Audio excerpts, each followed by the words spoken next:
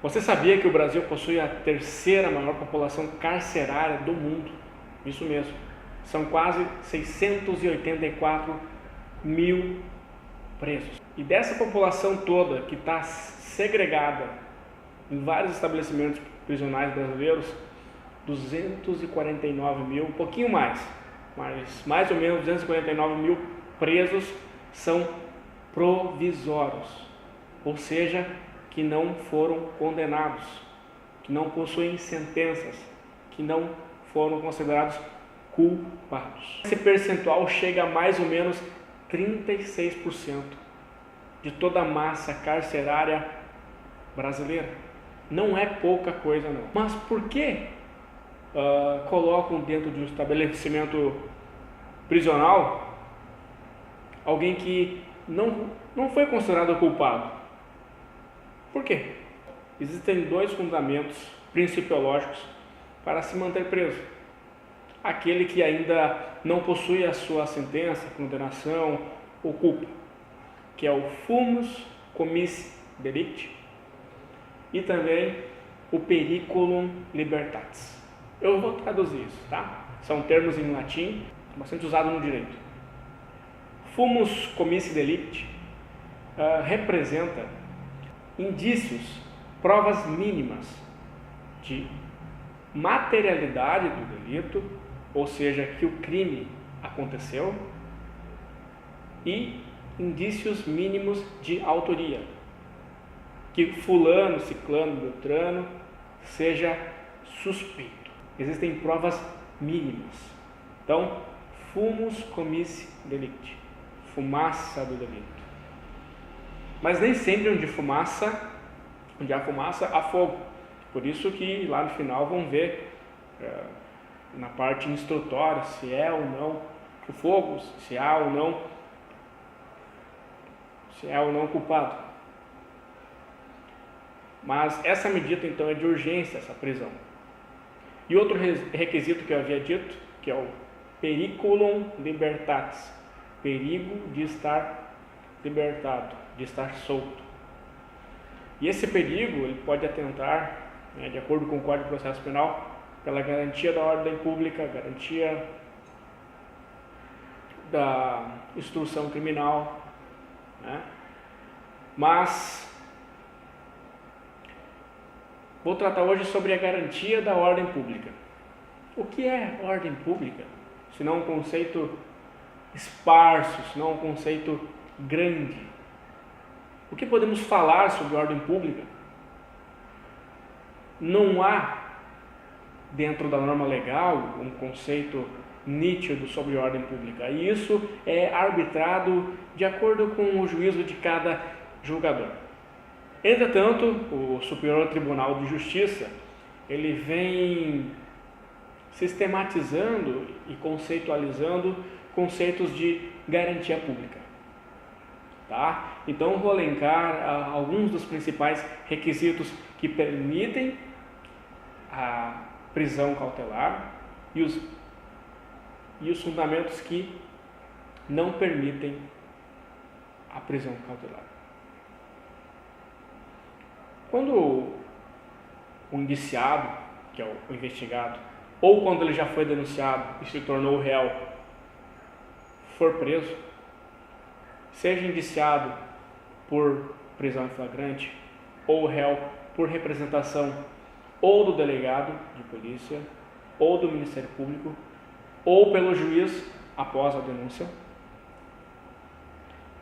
Então, quando ele é preso, né, ele mesmo pode fazer um pedido de habeas corpus, tá? Isso é uma garantia constitucional, mas também ele pode contratar um advogado, e o advogado pode fazer um pedido de primeira ordem junto ao juiz, né, pedindo a liberdade dele, mas se for indeferida, faz um habeas corpus, e ainda se for denegada a ordem, tem ainda o que chamamos de recurso ordinário em habeas corpus, que é um recurso constitucional.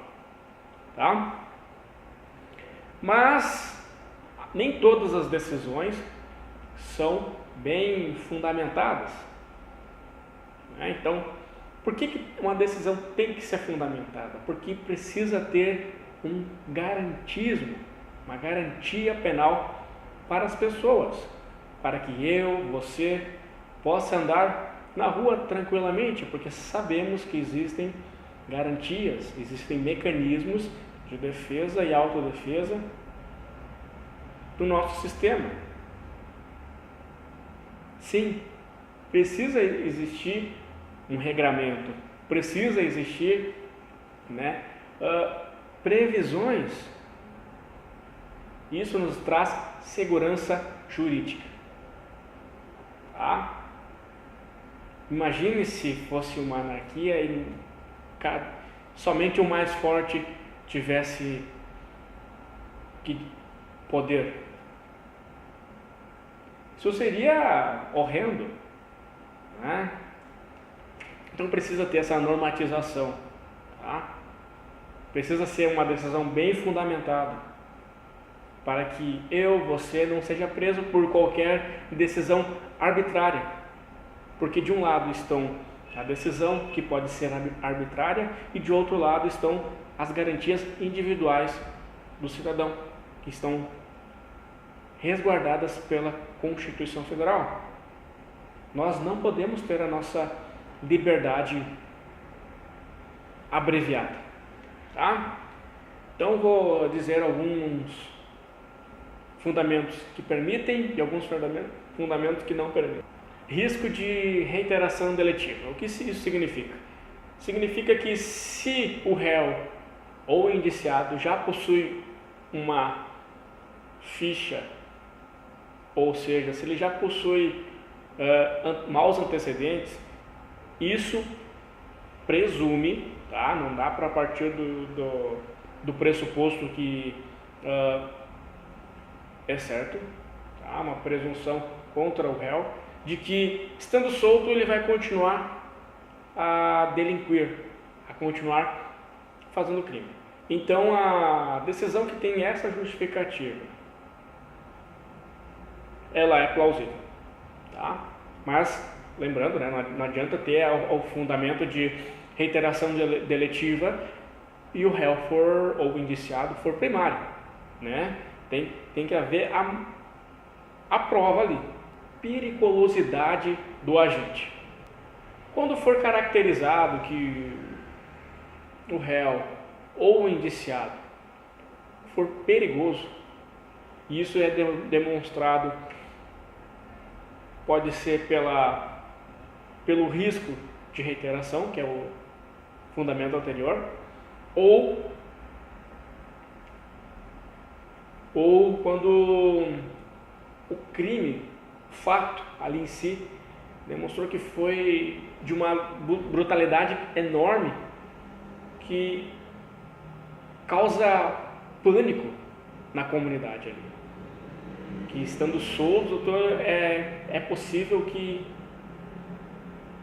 algo ruim aconteça. Gravidade em concreto da conduta criminosa.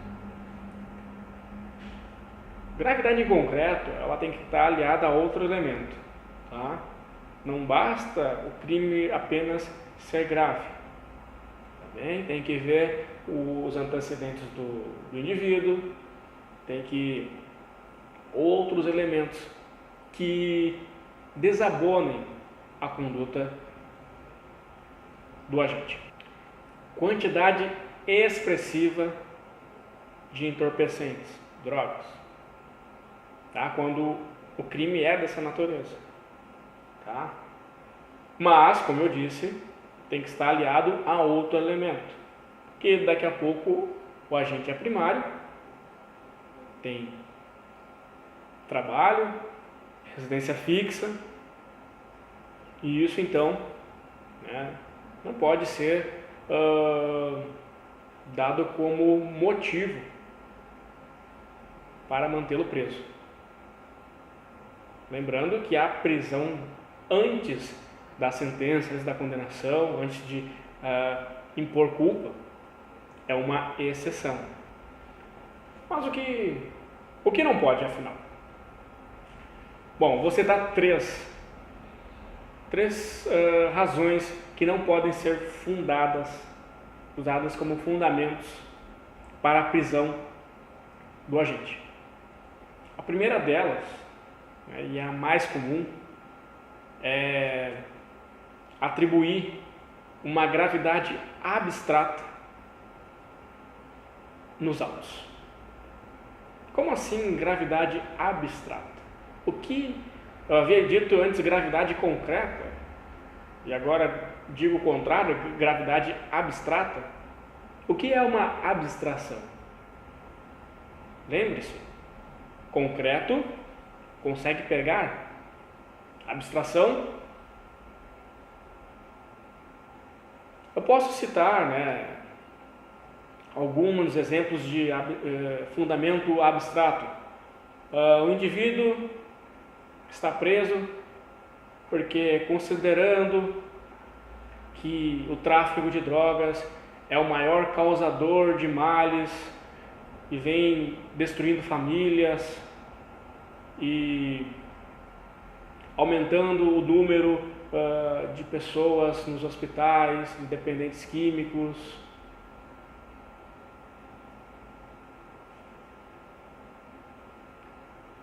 Isso todo mundo sabe, mas e o agente? O que ele fez ali? Não está especificando. Percebem a diferença? O segundo seria a comoção social, a indignação da comunidade. A maioria das pessoas não entendem como funciona, ou se entendem, não é um conhecimento aprofundado ou do processo ou do caso especificamente.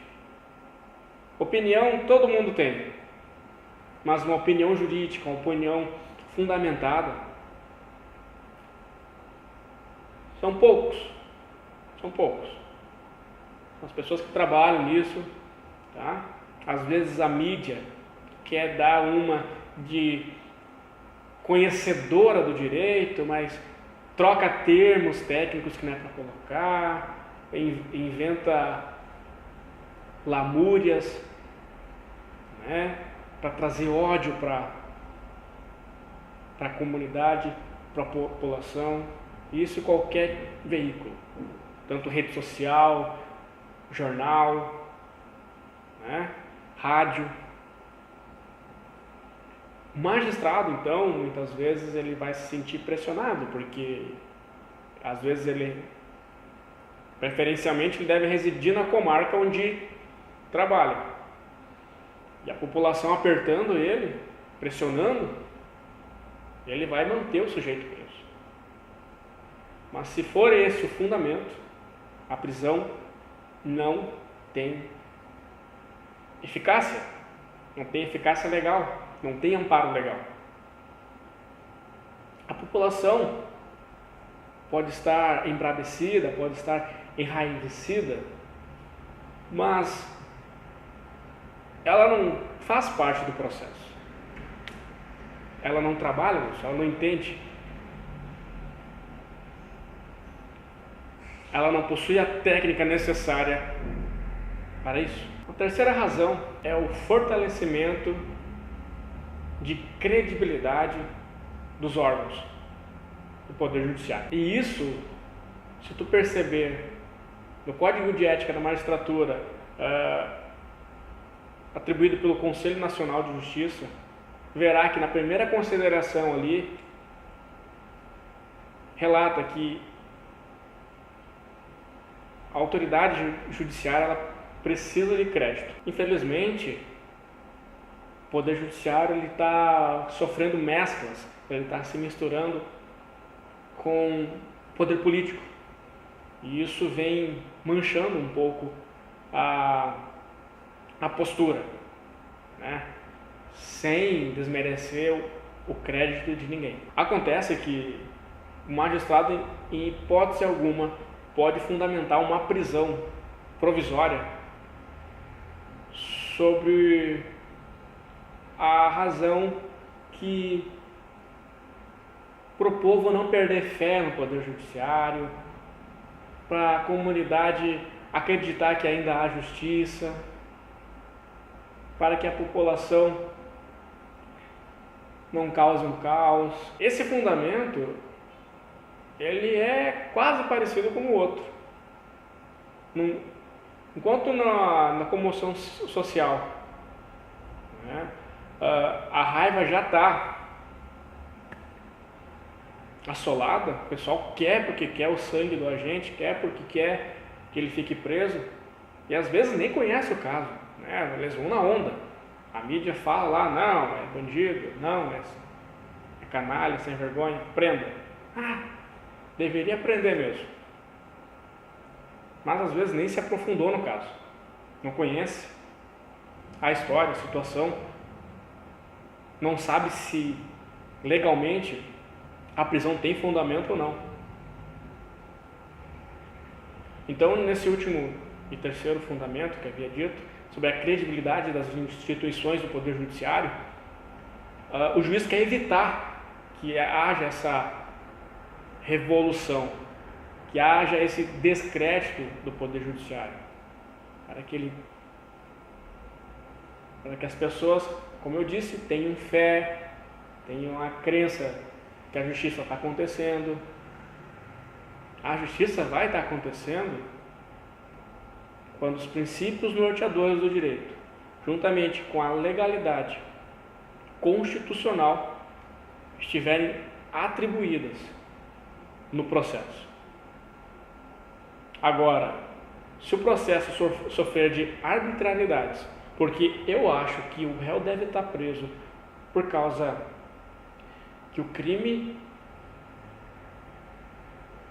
é ruim em si, mas não ao fato, porque a população está me pressionando, então eu devo prender, ou porque eu tenho que mostrar crédito de que a justiça ainda existe, que o Poder Judiciário funciona? Não e não. Tá bem?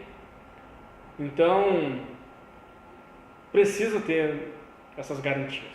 Precisamos, porque não tem nada mais ruim que chegar para um cliente e quando este pergunta: doutor, essa situação, o que pode acontecer? E respondermos: não sei, vai depender da cabeça do juiz. Portanto, precisamos ter essa segurança jurídica, precisamos ter uma previsibilidade, tá bem? Espero então que esse vídeo tenha ajudado a esclarecer um pouco. Não vamos causar ódio, vamos ser mais sensatos sobre a prisão de alguém, não vamos espalhar, porque isso causa ódio. Telefone sem fio, lembra? A informação vai se distorcendo aos poucos, e quando chegar lá, já não há mais volta. Bem?